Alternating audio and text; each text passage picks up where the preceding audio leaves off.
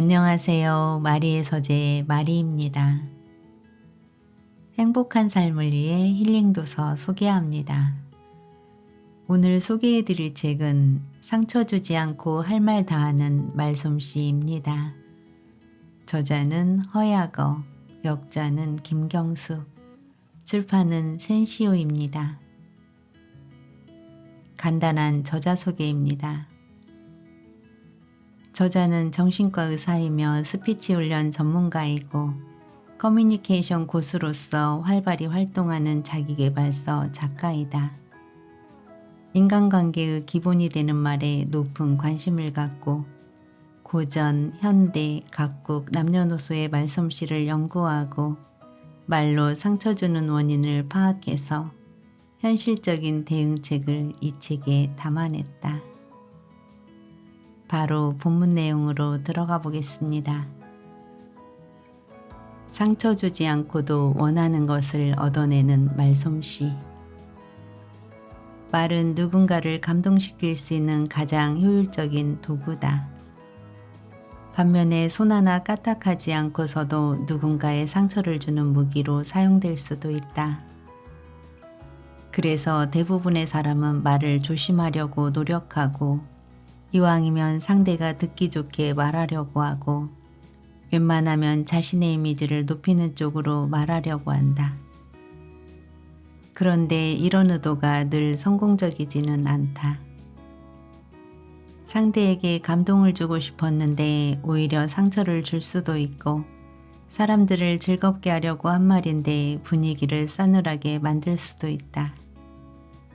심지어 말 한마디 때문에 친구와의 관계가 어그러질 수도 있고 내게 온 기회를 놓칠 수도 있다. 그렇다면 어떻게 하는 것이 좋을까? 정말 말을 잘하고 싶다면 말이 아니라 마음을 보는 눈을 키워야 한다.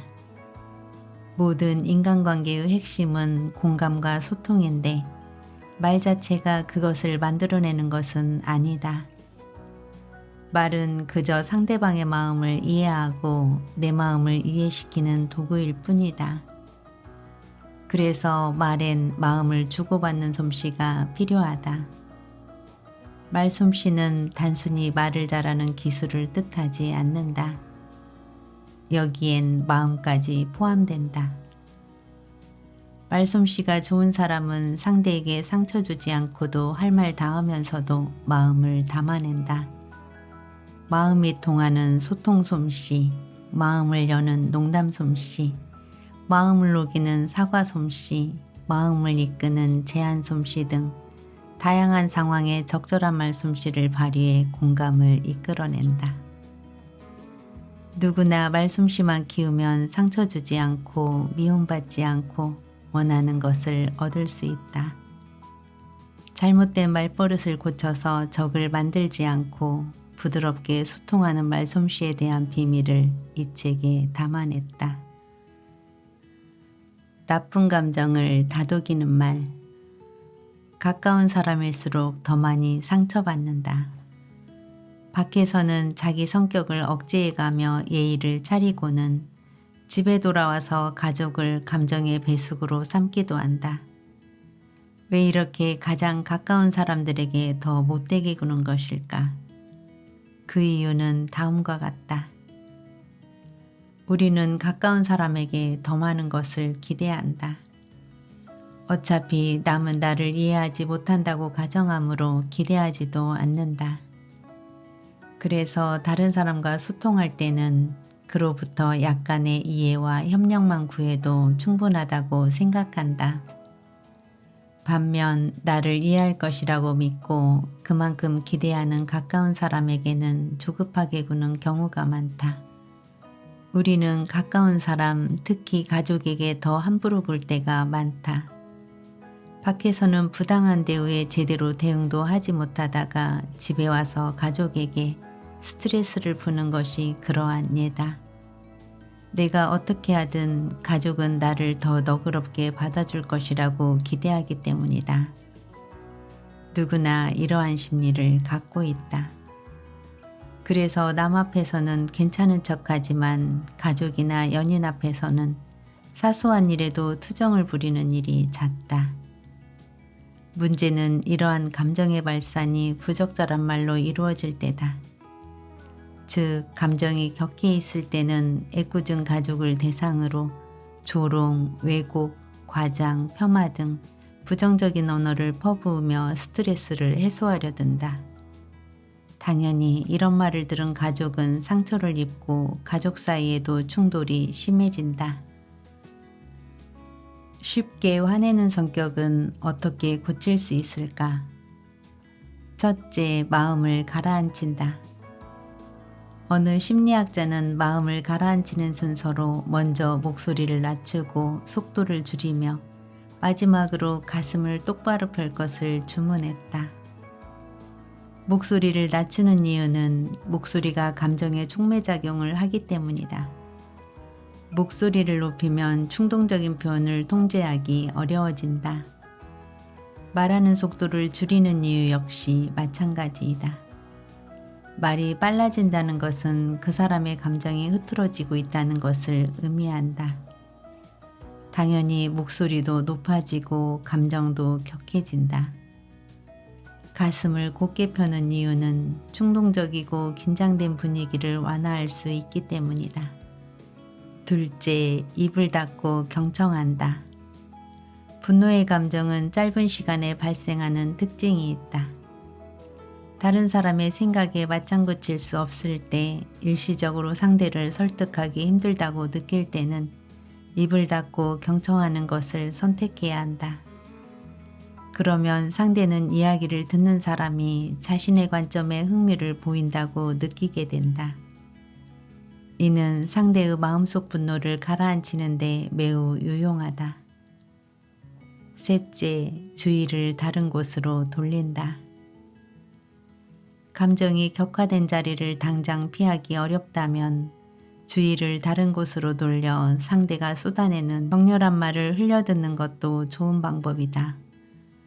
분노의 감정은 뇌의 편도체에서 발생하는데 이것을 대뇌피질이 인지하고 억제하기까지는 약간의 시간이 걸린다. 이 시간차를 견디지 못하면 분노는 더욱 확대되어 상대와 격렬한 충돌을 일으키게 된다. 이때 주의를 전환하면 이성적으로 화를 가라앉히는 데 도움이 된다. 넷째, 입장을 바꿔 생각해 본다.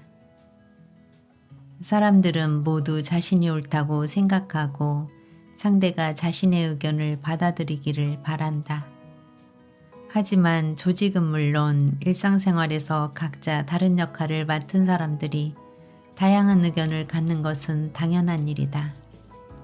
이때 서로 자신의 의견만 옳고 이성적인 판단이라고 고집한다면 충돌은 피할 수 없다. 이 경우에는 상대의 입장에서 동기와 목적을 생각해 본다면 서로 다른 의견을 말하는 배경을 이해할 수 있다. 또한 내 의견을 정확하게 전달하려면 어떻게 해야 할지도 파악할 수 있다.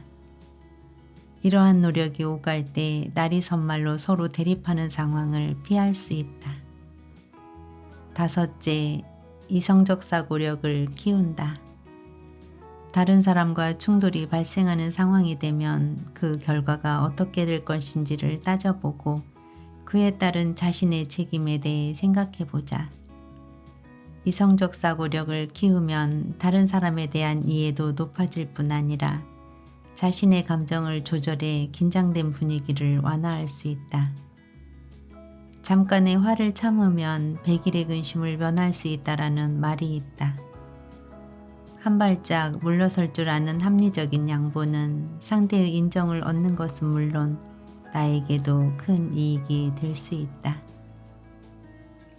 태도보다 중요한 노라고 말하는 기술. 무슨 부탁을 하든 다 들어주는 사람은 다른 사람보다 더 착한 것일까? 그렇기도 하겠지만 그보다 거절하는 법을 몰라서 떠안는 경우가 많다. 남들이 부탁하는 대로 다 들어주다 보니 이런 사람은 늘 정신이 없고 일은 해도 해도 끝이 없다. 원래 자기 일도 아닌 것에 조바심을 내다 보면 심리적으로도 큰 압박을 받게 된다. 자기의 심리적 건강함을 지키려면 어려운 일은 분명한 의사표시로 거절하되 듣기 좋게 말하는 기술을 익혀야 한다. 그렇다면 어떻게 거절해야 할까? 첫째, 거절에도 장소가 중요하다. 거절은 많은 사람 앞에서보다 1대1로 만난 자리에서 하는 것이 낫다. 주위에 다른 사람이 있는 자리에서 거절당하는 사람은 더 민망할 테고 상처도 깊어질 수 있다. 만약 당장 다른 사람들을 피하기 힘든 자리라면 그 자리에서 답하기보다 따로 기회를 만드는 것이 좋다. 둘째, 먼저 우호적인 표현을 한 다음 거절한다. 우호적인 태도를 먼저 보인 다음에 거절 의사를 밝히면 상대 입장에서 거절당하는 느낌을 완화할 수 있다. 처음부터 저는 동의하지 않아요 라고 잘라 말하기보다 이렇게 말해보자. 브리핑 정말 잘 들었습니다. 훌륭했어요. 그런데 제가 완전히 수락하기에는 좀 어려운 부분이 있어요. 셋째, 상대를 부정하기보다 자신을 먼저 낮춘다. 상대를 부정하는 태도보다는 돕고 싶으나 역량이 미치지 못하는 점을 애석해하며 자신을 낮추는 것이 좋다. 이렇게 의사를 표현하면 상대가 느낄 수밖에 없는 실망감과 균형을 맞출 수 있다. 또한 상대의 부탁을 거절하는 것이지 상대를 거절하는 것이 아니라는 점을 상기시킬 수 있다. 도움을 줄 적합한 사람이 있다면 추천하는 것도 좋다. 넷째, 다른 사람과의 관계를 들어 설명한다. 진심 어린 유감이나 공감을 전하며 다른 사람과의 관계에 따른 문제를 설명한다면 상대도 거절할 수밖에 없는 사람의 입장을 이해할 것이다. 예를 들어 이렇게 말해보자. 정말 죄송하지만 회사 규정상 안 될 것 같습니다. 이 물건이 정말 필요한 것은 이해하지만 제가 바로 드리지 못하겠네요. 사장님께 먼저 보고해야 해서요. 다섯째, 부탁한 내용을 신중하게 고민하는 모습을 보인다. 거절할 것이 뻔한 상황이라도 너무 단호하게 즉시 거절 의사를 밝히면 상대가 입는 충격은 이만저만이 아니다.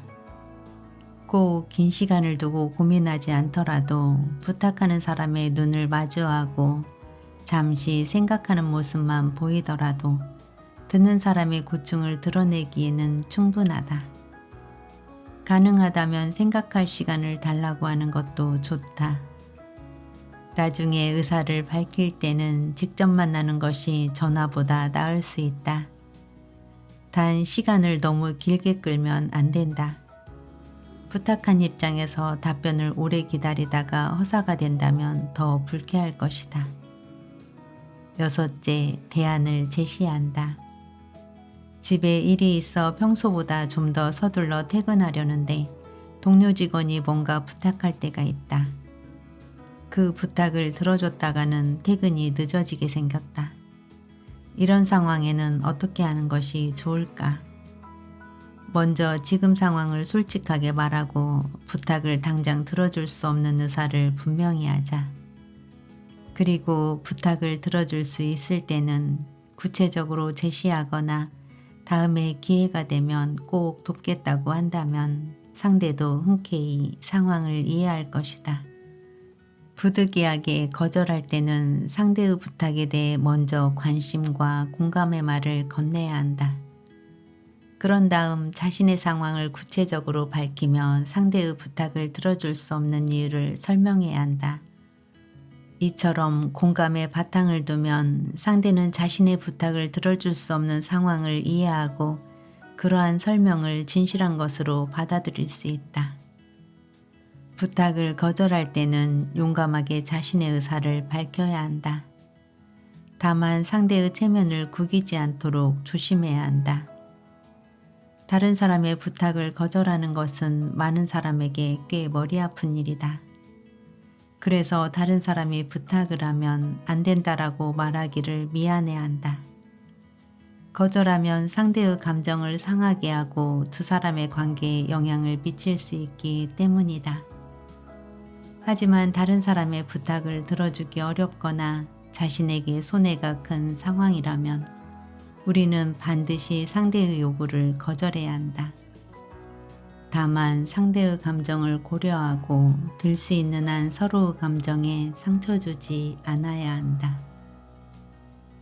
오늘은 여기까지입니다. 감사합니다. 사랑합니다.